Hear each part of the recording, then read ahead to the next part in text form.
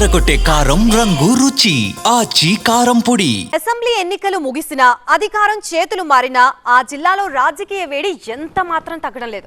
ఒకప్పుడు అధికారంలో ఉన్న మాజీ మంత్రి, ఇప్పుడు పవర్ లో ఉన్న మంత్రి, ఈ రెండు వర్గాల మధ్య జరుగుతున్న యుద్ధం తీవ్ర దుమారం రేపుతోంది.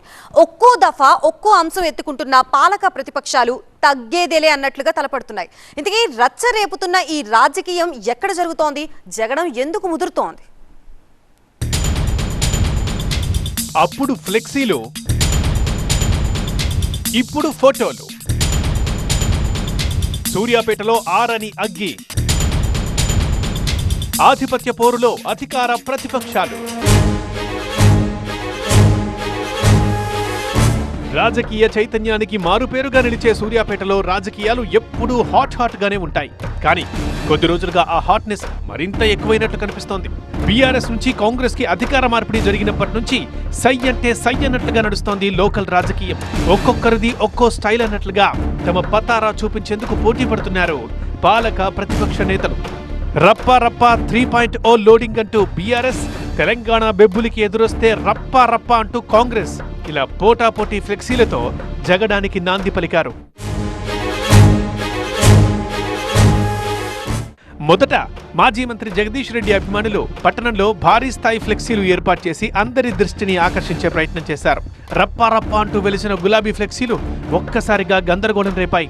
అధికారం పోయినా తగ్గేదేలే అన్నట్లుగా ఆ పార్టీ నేతలు తమ బలాన్ని చూపే ప్రయత్నం చేశారన్న అభిప్రాయం వ్యక్తమైంది. అయితే ప్రతిపక్షంగా ఉన్న వాళ్లే అంత చేస్తే మరి తామేం తక్కువ తిన్నామా అన్నట్లుగా కాంగ్రెస్ వాళ్లు రంగంలోకి దిగారు. తమ నాయకుడు మంత్రి ఉత్తమ్ కుమార్ రెడ్డికి చెందిన ఒక భారీ ఫ్లెక్సీని పోటాపోటీగా ఏర్పాటు చేశారు. మాకెదురొస్తే రప్పా, తెలంగాణ బొబ్బిలిపులి ఉత్తమ్ అంటూ బీఆర్ఎస్ కు కౌంటర్ గా దీన్ని ఏర్పాటు చేశారు అన్న అభిప్రాయం రాజకీయ వర్గాల్లో వ్యక్తమవుతోంది. ఫ్లెక్సీల రగడ చల్లారక ముందే ఇప్పుడు మరో వివాదం తెర మీదకొచ్చింది. సూర్యాపేట ఎమ్మెల్యే మాజీ మంత్రి జగదీష్ రెడ్డికి కేటాయించిన ప్రభుత్వ అధికారిక క్యాంపు కార్యాలయంలో ప్రోటోకాల్ ప్రకారం ముఖ్యమంత్రి రేవంత్ రెడ్డి, జిల్లా మంత్రి ఉత్తమ్ కుమార్ రెడ్డిల ఫోటోలు పెట్టాలంటూ కాంగ్రెస్ పార్టీ డిమాండ్ చేసింది.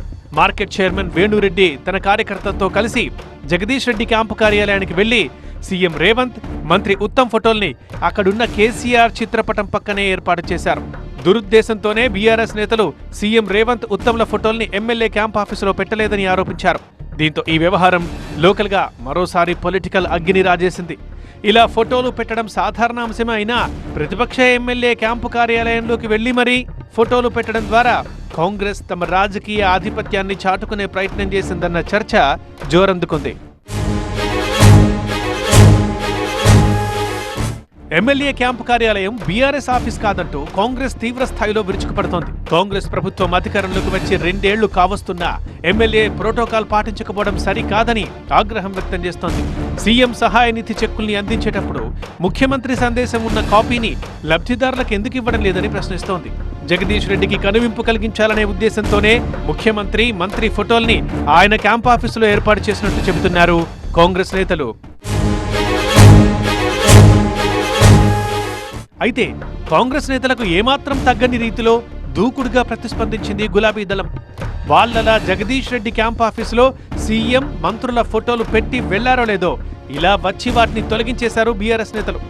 ఇదంతా ఉద్దేశపూర్వకంగా జగదీష్ రెడ్డిని ఇబ్బంది పెట్టేందుకు కాంగ్రెస్ ఆడుతున్న డ్రామాగా అభివర్ణించారు. ఒక ఎమ్మెల్యే క్యాంపు కార్యాలయంలోకి కాంగ్రెస్ నాయకులు అక్రమంగా చొరబడి బీభత్సం సృష్టించారని ఆరోపిస్తున్నారు. దీనిపై పోలీసులకు కంప్లైంట్ కూడా ఇచ్చారు. వాళ్ళు ఫోటోలు పెట్టడం, వీళ్లు తొలగించడం వెరసి సూర్యాపేట రాజకీయం మరోసారి సుర్రమంటోంది. అయితే స్థానికంగా వరుసపెట్టి జరిగిన ఈ ఫ్లెక్సీల రగడ, ఫోటోల పంచాయతీ వచ్చే స్థానిక సంస్థల ఎన్నికలకు నాంది పలుకుతున్నాయన్న విషయాన్ని స్పష్టం చేస్తున్నాయి.